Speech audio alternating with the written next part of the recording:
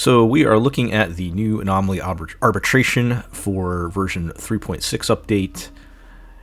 update. This one is real annoying, folks, some of these fights, but we're going to get into that. We'll take a look at the enemies, their buffs, and some team ideas that I ran with on this one.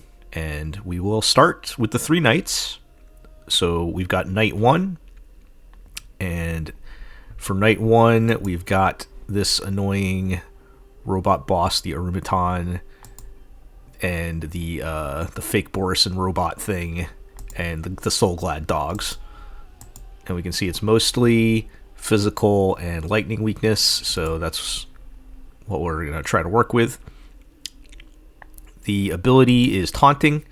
Enemy targets take immediate action after being attacked 6 times. This tally resets at the start of the enemy's target turn.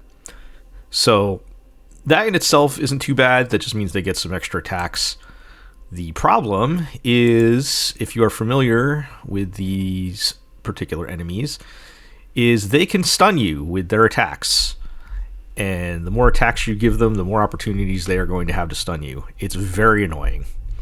So you are definitely going to want to have some kind of dispel with your sustain, which you should probably have anyway, but it's pretty much mandatory for this fight. Or, as we'll see in a minute, having some effect res might help you out. So for this fight, I'm going to demo using my Acheron team. I'm going to mix it up a little bit. I try not to use... you can take your Castorice, Phynon, and Herta teams and just kind of brute force blast your way through these.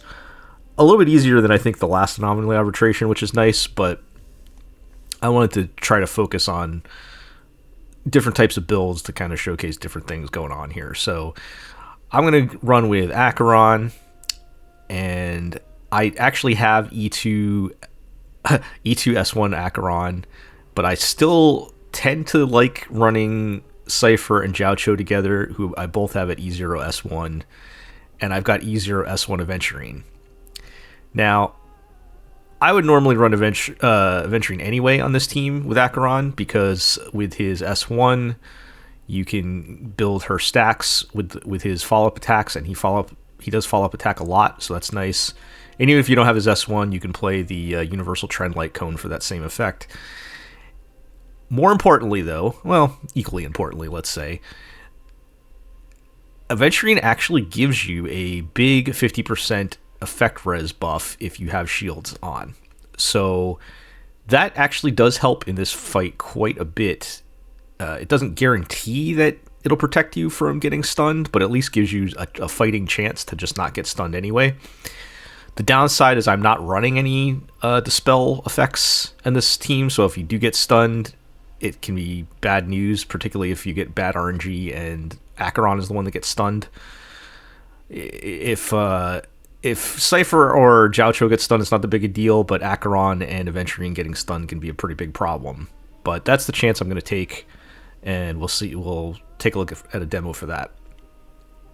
On Night 2, we've got our old friend Hule, who seems to never go away, along with the new kind of snake boss thing, and we still got that Borison robot guy that can stun you in this fight. They're recommending physical fire and ice, weirdly enough, when I think I would probably also recommend wind, but I'm not going to worry too much about that because I'm going to use Anaxa. Anaxa does not care about weaknesses. And I'm actually going to run a little bit of a modification. My current favorite Anaxa team is to run Anaxa, Ceridra, and Cyrene with DHTP.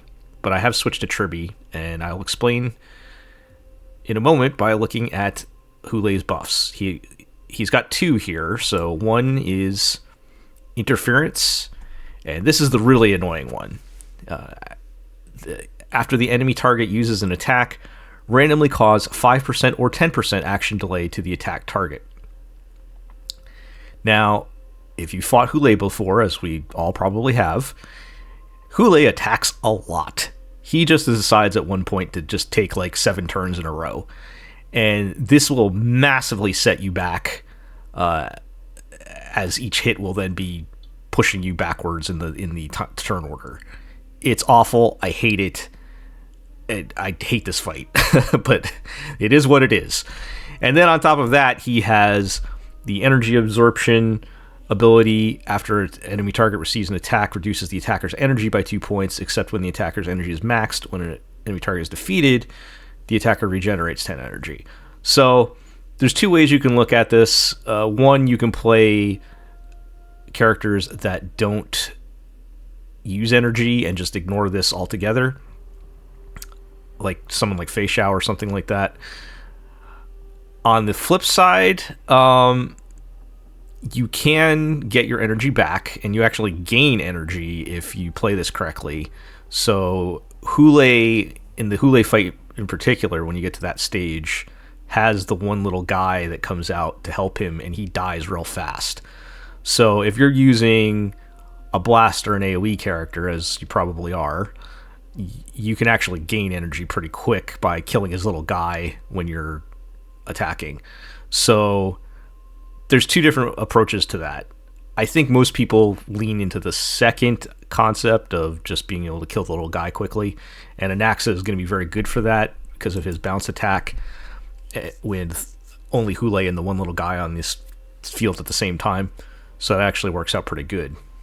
Now, it's that first part that's really annoying, and the only solution I've come up with this is just get as much action as advanced as you can. So in my team lineup, like I said, I would normally play Ceredra instead of Tribbie, but I'm choosing to play Tribbie instead with Dance Dance Dance, because that means every one of her ultimates is going to give me another 24% action advance back. So it's not going to make up for the massive amount of hits we're going to be taking, but it does help a little bit. And then Cyrene, of course, her buff for Anaxa is an action advance similar to Sunday, along with a big buff that she gives. And once her ultimate gets up, she can action advance him pretty quickly, and it's pretty flexible because you can stack her recollection and all that, which is nice.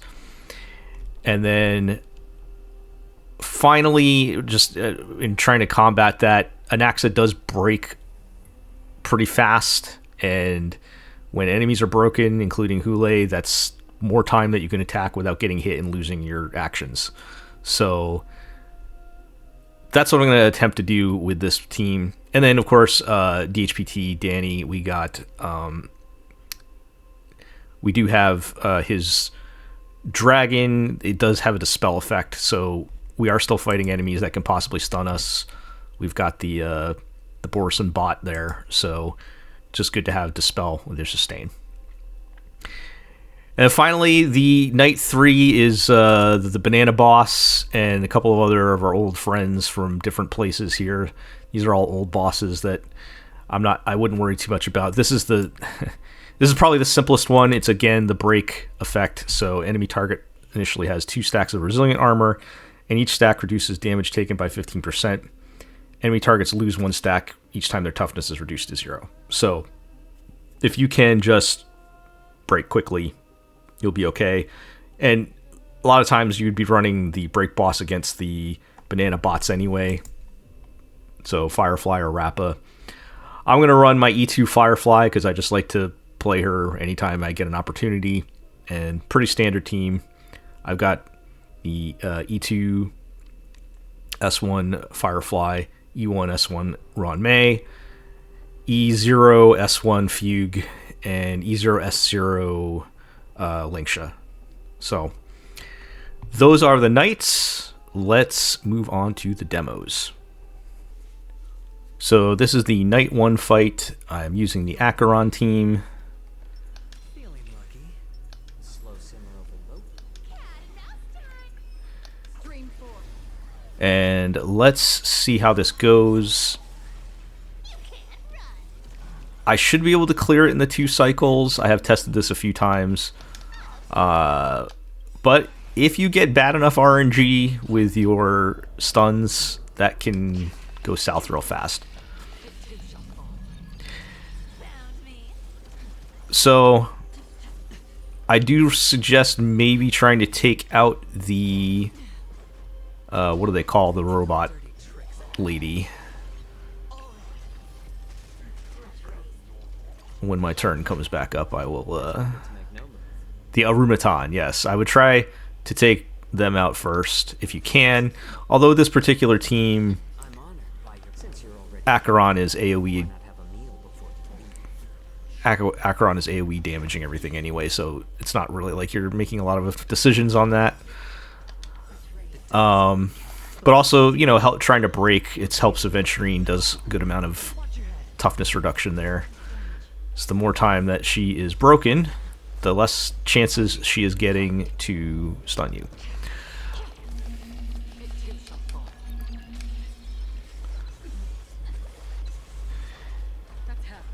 Okay, so technically there are not two waves to this fight. They just kind of keep putting in enemies until you don't have any enemies left. Now, the way the Borison bots work, just as a reminder, you can see there's a little mark over Acheron's head here and some of the other teammates when they kind of do their damage wave thing. So if you don't get rid of that mark, you will get stunned. So the way you get rid of the mark is by attacking the enemy that marked you. So Acheron's going to do that right away because she's just going to AoE attack everybody here. So she's safe. And now I need Cipher to attack the... I think it was that one, yep. So you can see the mark went away. And that helps at least reduce one way of getting stunned. Okay, and that fan attack will also stun you. And as you see, we didn't get stunned that time, probably because we are under the protection of Aventurine's shields.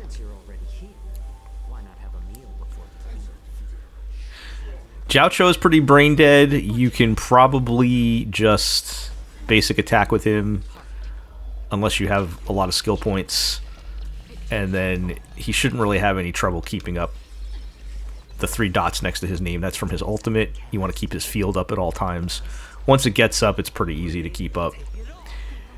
And then Cipher, of course, you generally want a basic attack.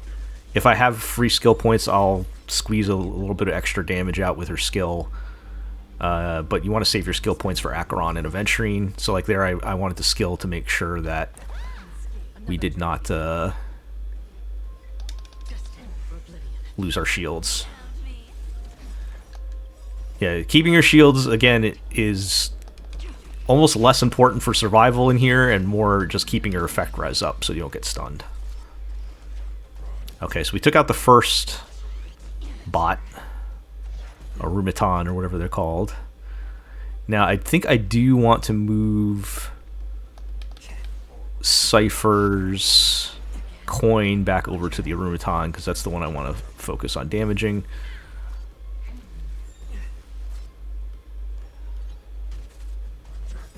Okay.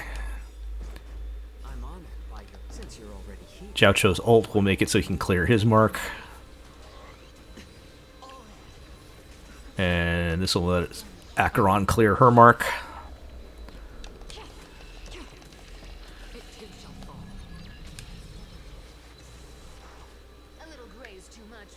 Okay, I'm gonna have Cipher move her coin over to the Arumaton.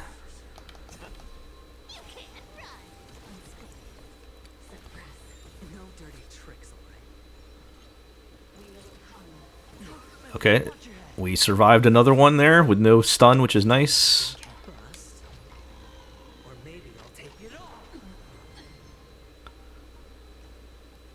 Okay. I probably should have shielded there, with Jiaoqiu's shield at the moment being a little low. That's fine. Everything's fine. We're doing fine. Now I'm saving Cipher's big bomb for the end, preferably when we get down to one big robot. I don't think I don't think it'll help me clear in 0 cycle, which we're about to lose if I pop it now, because their health is still too high.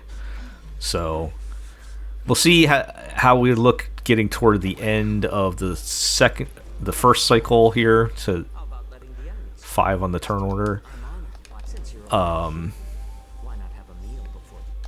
And maybe we'll be able to pop it then to keep us to one cycle clear.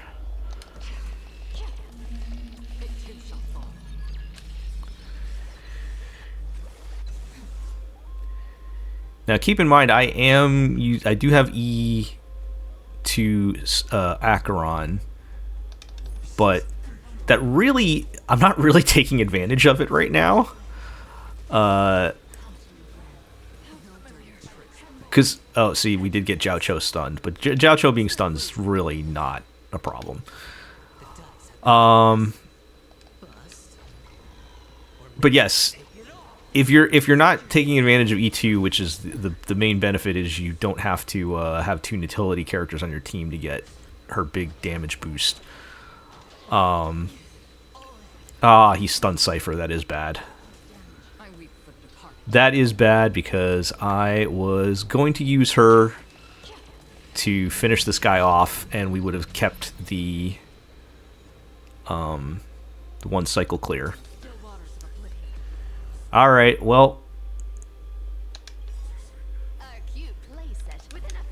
we were one bad RNG away from getting a 1 cycle clear, but two still get you 3 stars, so it's good enough.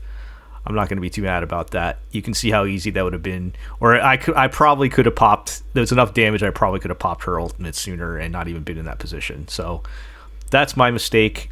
But you can see pretty viable option there. So let's move on to Night 2. So we've got Night 2 here with the Anaxa team and the Hule fight. As I said, I hate this fight because of that action delay thing.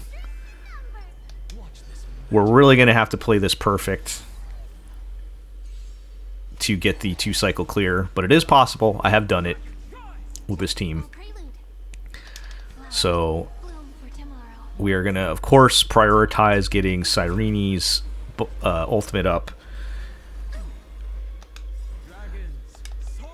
So she's the top priority for skill points. And Tribbie, thankfully, does not really need skill points, except when she does. And it's very important that you don't miss when she does. So always keep an eye on your 3 dots there under her name. And Anaxa, of course, you want to skill as much as possible, because that's where your damage is coming from. If you need the basic, you can. You'll still get your follow-up skill, but you wanna skill with him. And then Danny, of course, for Dan Heng GPT. You hopefully don't need to skill that often. You just, if you need it for shields. Okay, so with the Borison bot here, if you haven't fought him in a while, we see how everybody has a mark over their head. So that means next time he attacks you, you're going to get stunned. And the way you can dispel that is by attacking him. So Tribbie is going to attack him, and you can see the mark went away. Dan Heng will attack him. It went away. Cyrene's skill is too valuable for me to risk this, so I am going to just skill and build that. And then, of course, Anaxa will hit him easy. So we will have Dan Heng's dragon can dispel if we get stunned, so it'll be okay. And yeah, there it goes, but it's okay because the dragon's coming right up. And that will dispel once the dragon, or actually I guess his ultimate does it too. Okay, so we have Cyrene's ult. I did not pop it right away because her ultimate is going to advance Anaxa's attack, and his turn was coming up anyway. So I wanted Anaxa to attack first, then I'm going to pop the Cyrene ult. And then we have some more things we got to work through. So it can be actually a little bit complicated knowing how to use Cyrene here. And also going to make sure I use Anaxa's ult because Cyrene's ult will fill everybody's ult. Okay, so when you use Cyrene's ult, she does, of course, also fill her ultimate again. So you can use it twice in a row. Now, for the first one, I'm going to call up Anaxa so that he gets his extra turn. You can see him on the turn order moving up. And I'm going to use Tribbie's ult to reset. And then I'll get Dan Heng's out of the way, and I'll get Anaxa's out of the way so that he's building energy when he does his skill attacks. But I'm not going to use Cyrene's ultimate yet because we want to wait till Anaxa uses his turn. And then after he uses his turn, then we use Cyrene's ult to give him another turn. So that gives Anaxa like 3 turns in a row, basically.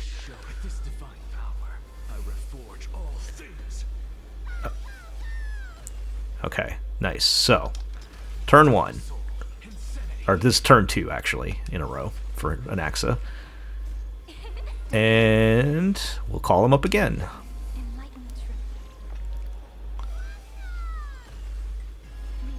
Oh, wait. Can Tribbie and Cyrene finish this guy off? Nice. So that means we're going to get both. Actually, you know what? He was only going to get 1 shot anyway because Hule only has 3 weaknesses on him.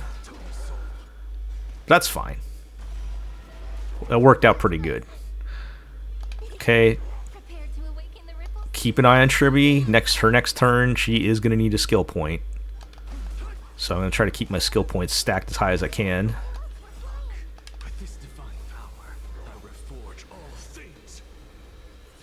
Okay, so once again, not going to use Cyrene's ult because Anaxa's coming up. So now we'll let him get his double attack, get a nice chunk of damage there, and we'll call him up again.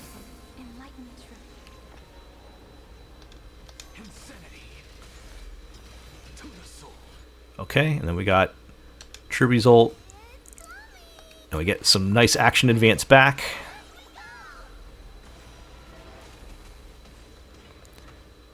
Okay. The problem is once Hule does start attacking you, it's real annoying. Alright, I'm going to just keep our shields maxed out as much as possible here, since I had the skill points to spare. Okay, so again, make sure you don't miss Tribbie's skill when you need it. So we're good there.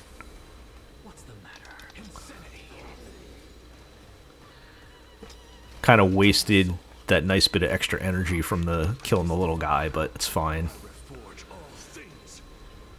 Okay. So we're on to his last phase, and we've got like a turn and a half left.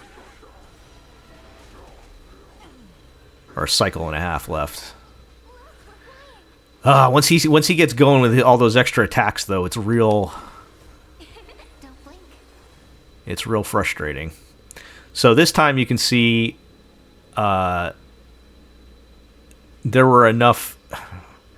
If there's basically more than 1 turn, I'm going to call up Anaxa. I arguably could have waited for Dan Heng there, but we'll see how it works out. Okay, so we're going to hope Tribbie can, again, buy us some extra turns. It's Tribbie and Hule just fighting. Alright, well, here's where... Oh, God. He's just going to do his, like, 5 attacks in a row. And that has pushed everybody into the next cycle. It sucks. I hate it. I hate this fight so bad. Alright.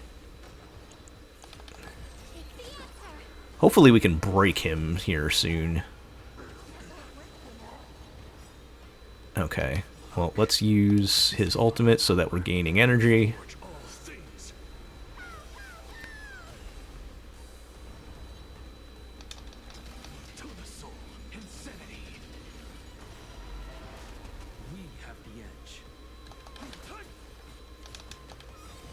Okay, now we can call Anaxa back up. So what I'm hoping is, let's hopefully get something extra out of Tribbie here, calling everybody up. Oh, come on, Tribbie, you can do it. Nice. Okay, well, we got a clutch Tribbie ult there to finish off Hule. I think I probably could have done a little bit better if I had waited to call up Anaxa when he only had Dan Heng ahead of him, and that would have made it a little less of a cliffhanger. But either way, we got there in 2 cycles. You know, not bad for a pretty a lower investment type of team. So let's move on to night 3. Okay, night 3. We've got the Firefly squad. We've got some older enemies here. We're gonna fight like it's 2023. Or maybe 2024, I guess, for the Penacony bosses. Okay. So we got the Fugue buff up. We got the Ruan Mei ult up. We got plenty of skill points, so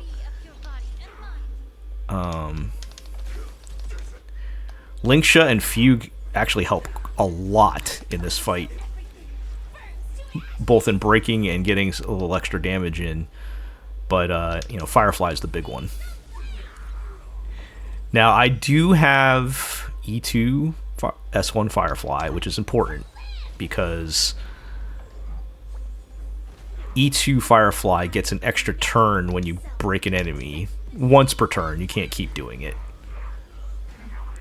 But that just made it so I could stomp this part of the fight out pretty easy.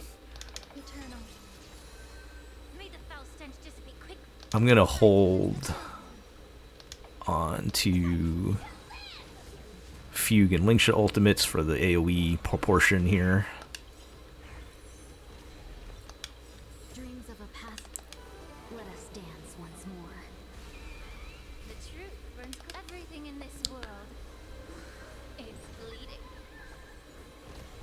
Let's seize this fine moment. Clouds scattered. And just you have to keep an eye on everybody's buffs at the bottom on this team. I'm gonna save skill points just in case. Alright, well,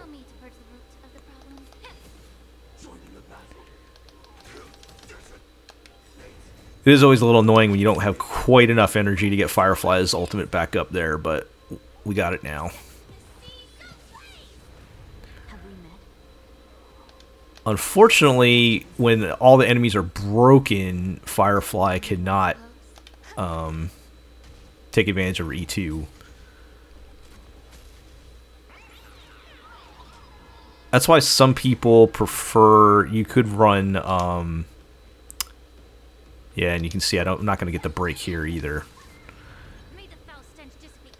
Some people do prefer to run Harmony Trailblazer instead of Ruan Mei, because Ruan Mei will keep them broken longer.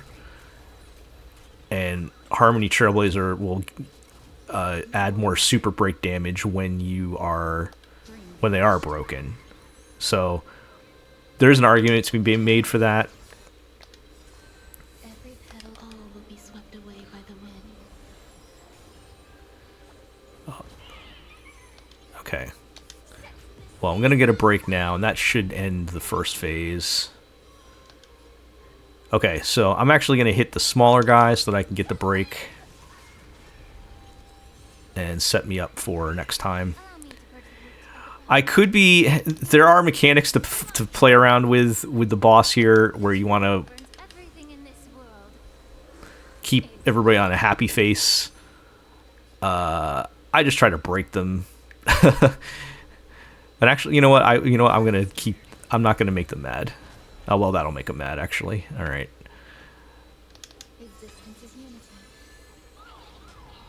How are my skill points? Alright, I'm good on skill points because Fugue is going to need to skill next, her next turn. Okay, we're getting a little close here. Immerse yourself in it. Time to cleanse the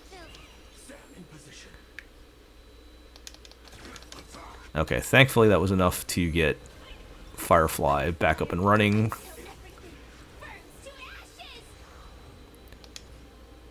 Okay, so even if I'm targeting the main guy, I can break. Just gonna give me a second turn. And there you have it.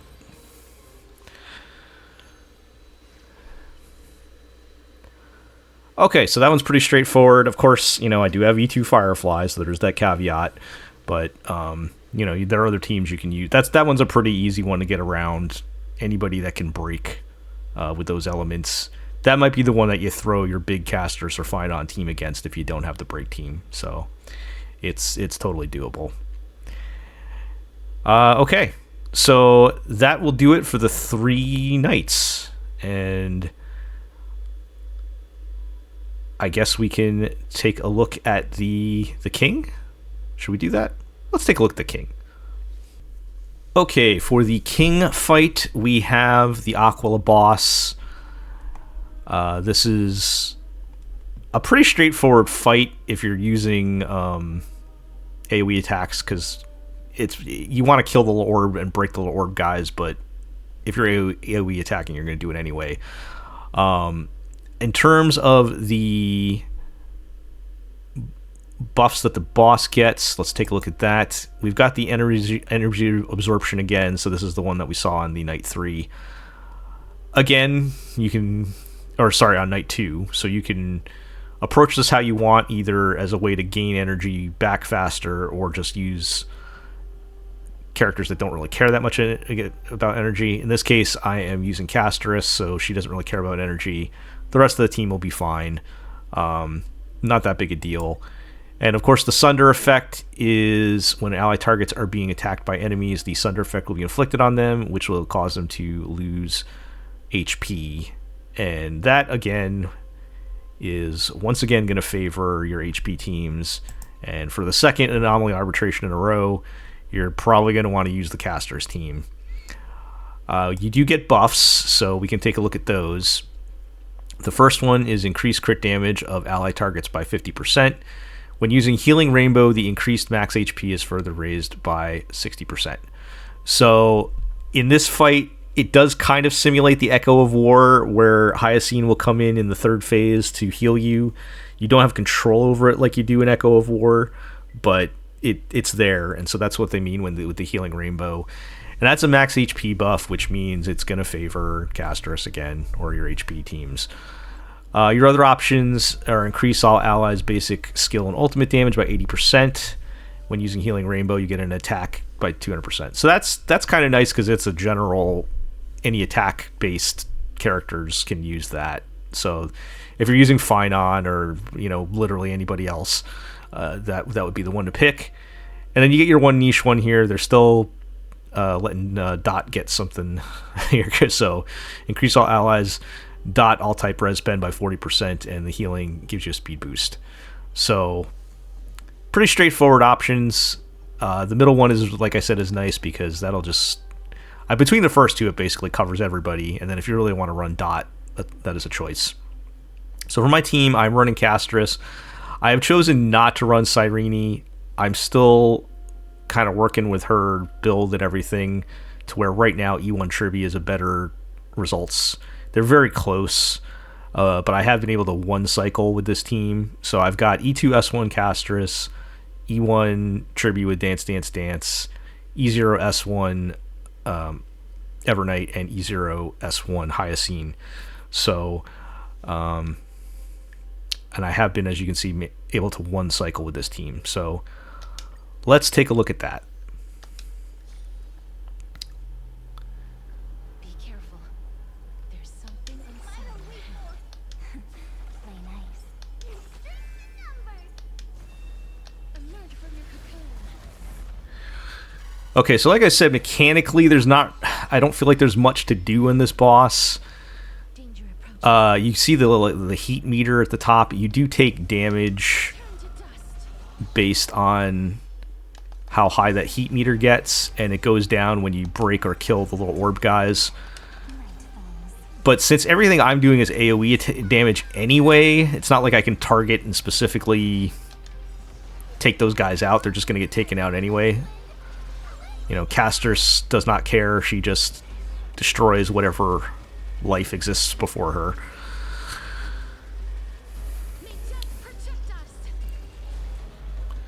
God, this boss has so much HP.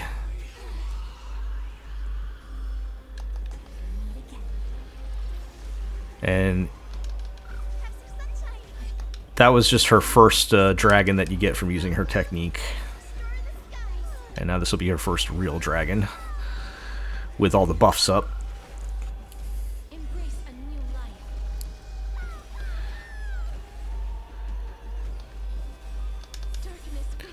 So if you're not familiar with E2, you can see I get 2 little extra clicks if you look at Castorice's bar there. So it's two extra instances of her dragon breath before it starts draining the percentage bar, which is nice. But the more important thing is after you use her dragon, you can see she starts back at 30% new butt. And that is massive because that means you get your dragon back really quickly. Particularly when you're running the Evernight Hyacine combo. You can see we're already there. And that's why this is the best team in the game.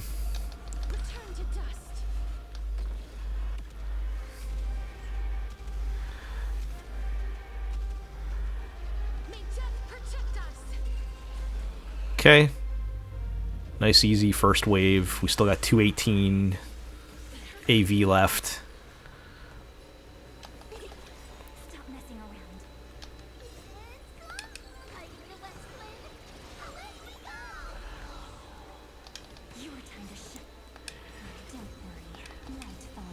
It is possible to try to use Tribbie's action advance a little more strategically. I don't like to because Dance Dance Dance is not like 100% action advance. So it's kind of not worth waiting. And also Tribbie's ultimate builds based on everybody attacking, and you don't want to waste that energy gain. Alright, nice clean 5 million damage there.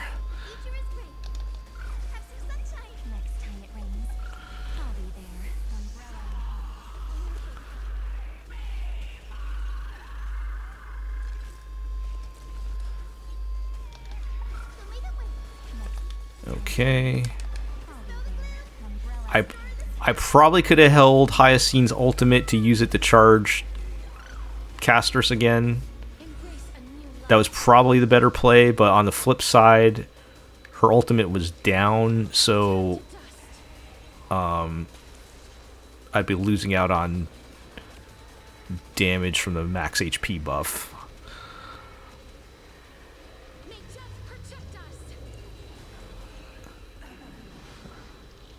Okay, so we got a nice getting 0 cycles real hard, so I don't know if that's gonna happen, but we should definitely be able to comfortably get it in 1.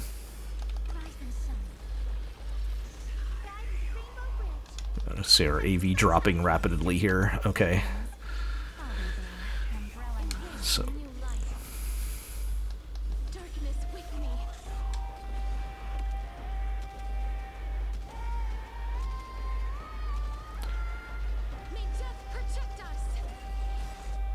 okay, hopefully Castorice can get us a little advance. We do have to make sure skill points are not a problem on this team because Castorice and Evernight do not use skill points; they use HP instead. Okay, so there's the Hyacine, the healing rainbow. They do play the song, which is cool. Love that.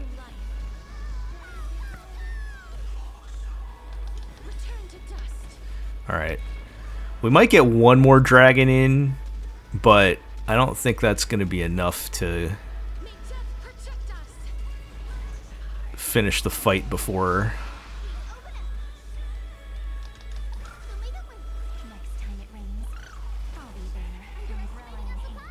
Okay, make sure we skill with Tribbie so we keep our damage buff.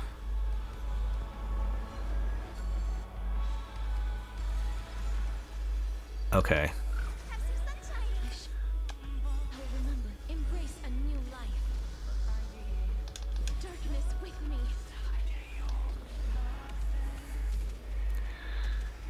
Yeah, this is not going to be enough. May death protect us. Yeah, not even close on that one. Yeah, I didn't have Hyacine's ult buff up there. God, this song is good. Get you hyped. Alright.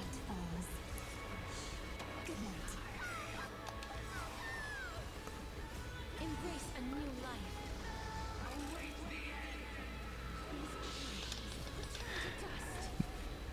Now, I always hate once you get past your first cycle, the second... Every cycle after that comes up fast.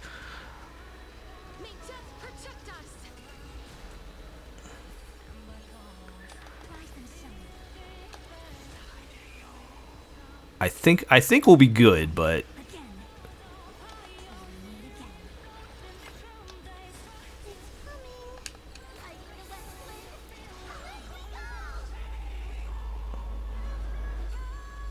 Okay, nice. Embrace a new life. Life is not darkness with me.